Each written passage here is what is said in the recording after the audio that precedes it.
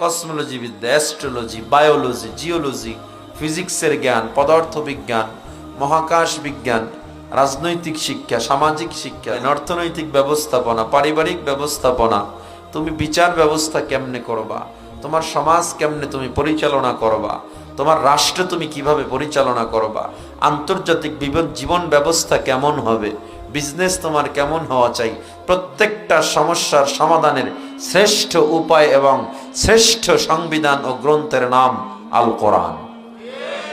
আমাদের কোরআন, ঋগ্বেদ, গীতা, বাইবেল, রামায়ণ, এগুলোর সবার উপরে বেঈমান কাফেররা কোরআনকে রাখে, কারণ তারাও মেনে নিয়েছে কোরআনের চেয়ে বড় মহাগ্রন্থ পৃথিবীতে নাই।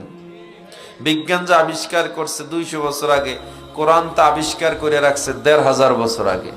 এই চাঁদের কিন্তু নিজস্ব কোনো আলো ছিল না, সূর্যের থেকে আলো নিয়ে পুরো পৃথিবীকে আলোকিত করছে চাঁদ। এই বিজ্ঞান 200 বছর আগে আবিষ্কার করেছে মহান আল্লাহ রাব্বুল আলামিন।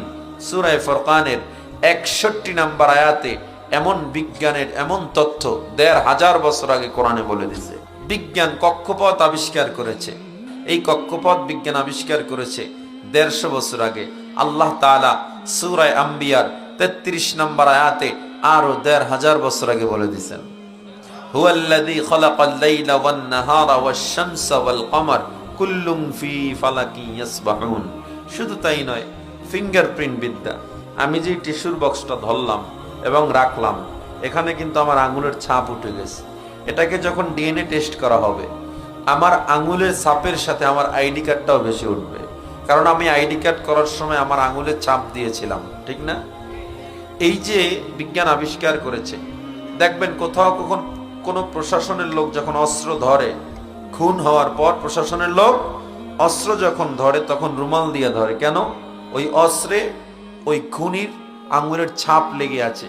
এটাকে যখন পরীক্ষা করা হবে, তখন আপনার ওই যে লোক খুন করছে তার আঙুলের ছাপের সাথে যে আইডি কার্ড, ওটা ভেসে উঠলে তার ঠিকানা, বাপদাদার ঠিকানা, স্থায়ী অস্থায়ী ঠিকানা, টোটালটা পেয়ে যাবে। খুনিকে শনাক্ত করতে প্রশাসনের খুব সহজ হবে। এই যে একটা ব্যাপার। আপনার প্রশ্ন থাকতে পারে, হুজুর তাহলে অন্য কারো আইডি কার্ড ভেসে উঠতে পারে না? না, পারে না। কারণ এই যে একটু জায়গা, আল্লাহ তাআলা পৃথিবীর কারো আঙুলের ছাপের সাথে কারো আঙুলের ছাপের মিল রাখেন নাই। ইউনাইটেড নেশন বা জাতিসংঘের গণনা অনুযায়ী এই পৃথিবীতে 750 কোটিরও বেশি মানুষ, 750 কোটি ব্যবধান আল্লাহ এই জায়গায় করেছেন। সুবহানাল্লাহ। আপনাকে যদি এইরকম একটা কাগজ দেয়, এই সাদা পৃষ্ঠাটা দেয়, যে আপনি এখানে